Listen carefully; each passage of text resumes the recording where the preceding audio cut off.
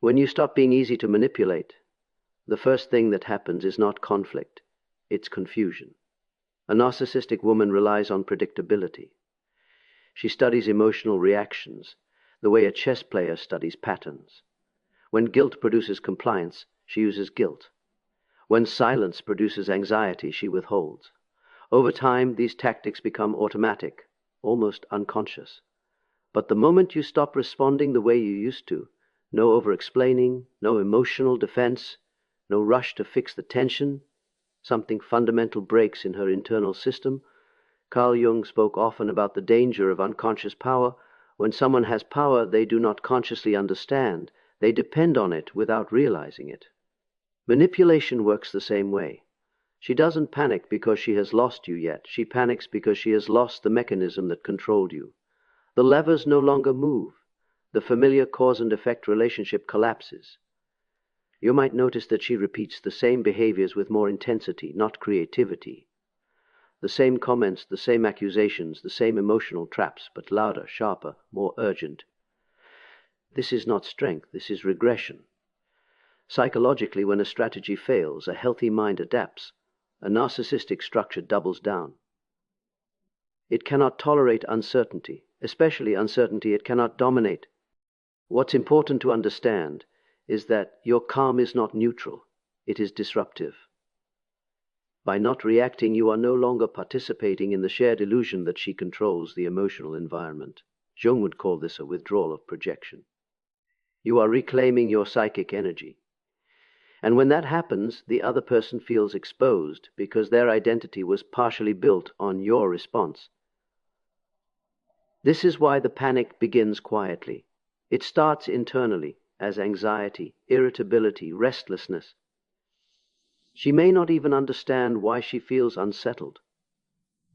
All she knows is that the old tools no longer work, and without them she feels powerless. For someone whose sense of self is tied to control, powerlessness is intolerable. This moment is critical for you, because the absence of reaction is not passive, it is decisive. It signals the emergence of psychological independence. And once that begins, manipulation has nowhere to land.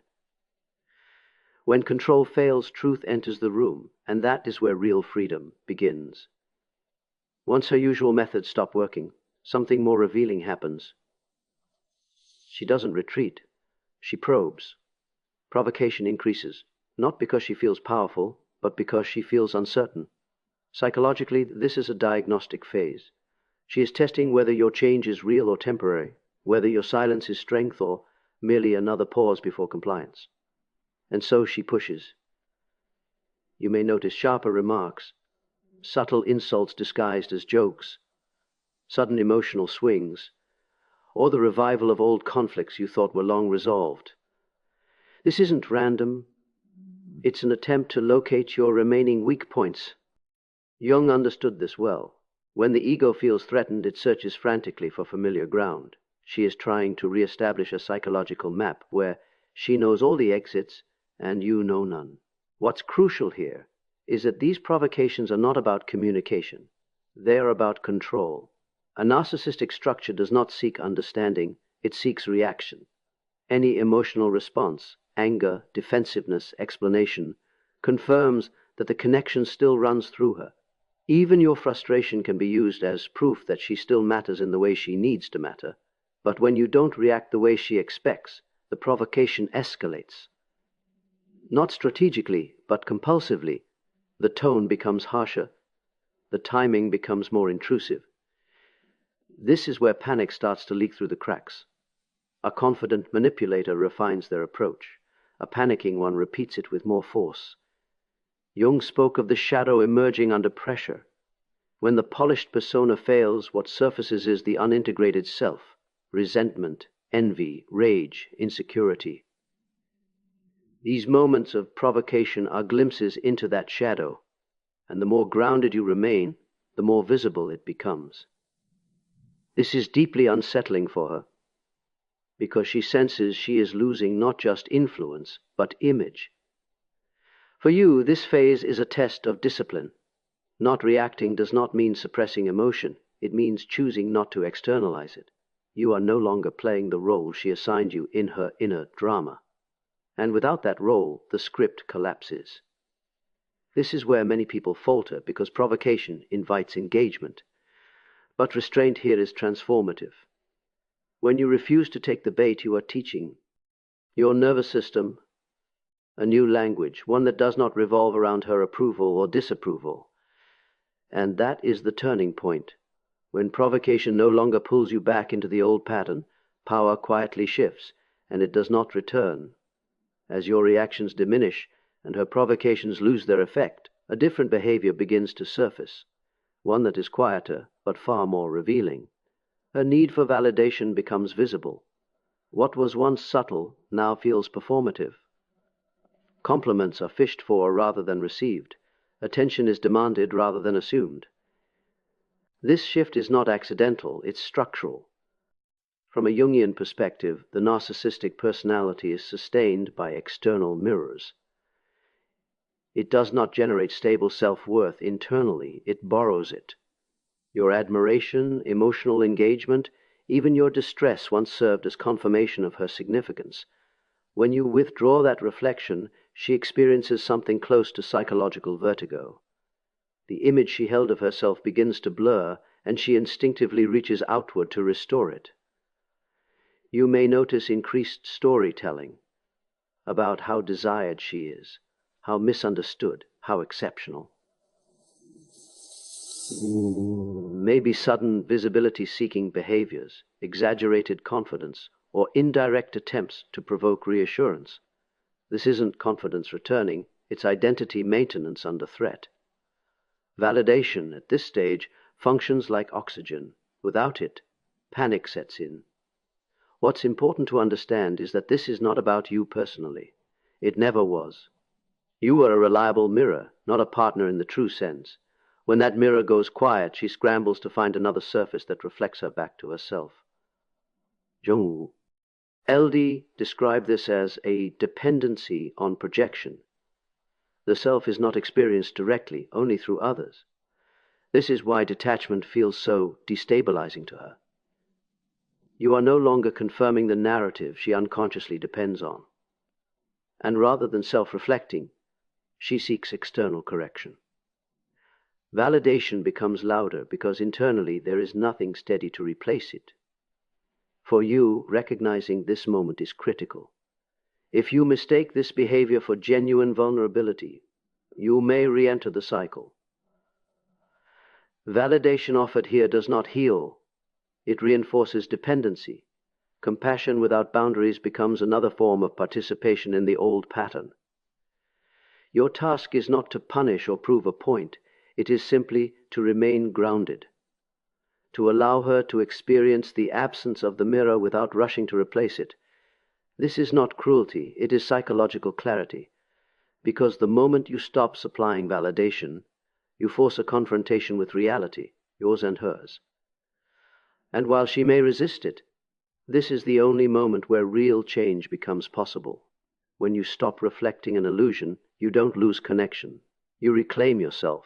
When direct control no longer works and validation can't be extracted, the focus shifts to something more subtle but equally powerful, the narrative. This is the moment when she begins to rewrite the story, not internally, but socially and psychologically. Facts become flexible.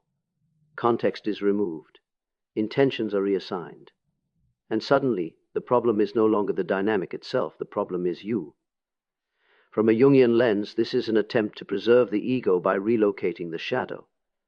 The discomfort, the instability, the loss of control, none of it can be owned. So it must be projected. By recasting herself as the misunderstood one and you as the source of tension, she regains a sense of order, not truth, but order. And for someone in panic, order matters more than honesty. You may notice selective memory, subtle character assassinations, or carefully framed conversations with others that present her as calm and reasonable, while implying that you are distant, cold, or unstable. This isn't coincidence. It's an effort to control perception when direct influence has failed. If she can no longer dominate the relationship, she will attempt to dominate the meaning of the relationship. What makes this phase dangerous is that it can pull you back in without you realizing it. The instinct to defend yourself, to correct the record, to explain your side, this is exactly what the rewritten narrative is designed to provoke. Engagement restores relevance, and relevance restores leverage. Jung warned that the greatest illusions are not imposed by others, but accepted by us when we abandon our inner authority. The moment you feel compelled to justify your reality to someone who has already decided on a story, you have stepped onto their stage, and on that stage, the script is already written. Your power here lies in restraint and coherence. You do not need to argue with a distorted narrative if you are no longer living inside it. Truth does not require urgency. It stabilizes itself through consistency over time, not emotional rebuttal. This is where maturity asserts itself. You allow others to believe what they choose while you remain aligned with what you know. That alignment is deeply unsettling to someone who depends on chaos and confusion to feel in control. Because when the story loses its grip on you, manipulation loses its voice, and the only thing left standing is reality, as the loss of control deepens and the narrative no longer fully holds. Her behavior begins to fragment. This is where inconsistency emerges, not as a tactic, but as a symptom. One moment she is warm, reflective, even affectionate, invoking shared memories or hinting at reconciliation. The next she becomes distant, dismissive, or cutting. This oscillation is often misunderstood as calculation, but psychologically it reflects inner disarray. From a Jungian perspective, what you're witnessing is a destabilized ego struggling to maintain coherence. The narcissistic personality depends on a stable role, admired, desired, central. When that role is threatened, competing impulses arise. One part seeks to pull you back in through charm and familiarity. Another lashes out to reassert dominance through coldness or punishment. These parts do not cooperate, they alternate. This emotional whiplash is deeply disorienting for the person on the receiving end, and that's precisely why it has worked in the past. Confusion weakens boundaries. When warmth follows cruelty, the nervous system searches for relief, often by re-engaging. But notice what's different now. The pattern is no longer smooth. The transitions are abrupt, poorly timed, and emotionally transparent. The mask is slipping. Jung noted that when unconscious material erupts without integration, it appears chaotic. That chaos is what you're seeing here. She is no longer steering the interaction, she is reacting to it. The charm is not confident. It's gent. The coldness is not controlled, it's defensive. Each swing reveals a loss of inner center. For you, this stage demands clarity. It is tempting to respond to warmth and ignore the cold, or to confront the cold and dismiss the warmth. But both reactions keep you inside the oscillation. The real shift happens when you stop responding to the swing itself. When you neither chase affection nor resist withdrawal, the pattern loses momentum. This is not emotional suppression, it is emotional literacy. You are reading the behavior without being absorbed by it. And that is profoundly destabilizing to someone who relies on your reactions to regulate their own state. Inconsistency thrives on engagement. Stability dissolves it. And when you remain steady while someone else swings, the contrast becomes impossible to ignore. Because the moment you stop moving with the pendulum, you step out of its reach and into your own center. At the deepest level, what finally triggers real panic is not your silence, your restraint, or even your refusal to engage. It is the realization that you no longer need her emotionally. This is the point where all previous strategies fail, because emotional independence removes the very foundation on which the narcissistic dynamic is built. From a Jungian perspective, dependence creates psychic gravity. When one person orbits another for validation, meaning, or identity, control becomes effortless. But when that orbit breaks, when you become psychologically self-contained, The other person feels an abrupt loss of significance, not rejection, but irrelevance. And for a narcissistic structure, irrelevance is more frightening than conflict. You may notice a sudden urgency in her behavior. Attempts to reinsert herself into your emotional life become more direct. She may manufacture crises, express unexpected vulnerability, or suggest unresolved bonds that only you can understand. These are not expressions of intimacy, they are bids for emotional access. She senses that the door is closing, not through hostility, but through indifference. Jung described individuation as the process of becoming whole by integrating one's inner life rather than outsourcing it. When you individuate, you stop asking others to complete you, and this is precisely what destabilizes her. Your calm is no longer reactive. Your boundaries are no longer defensive. You are no longer negotiating your sense of self.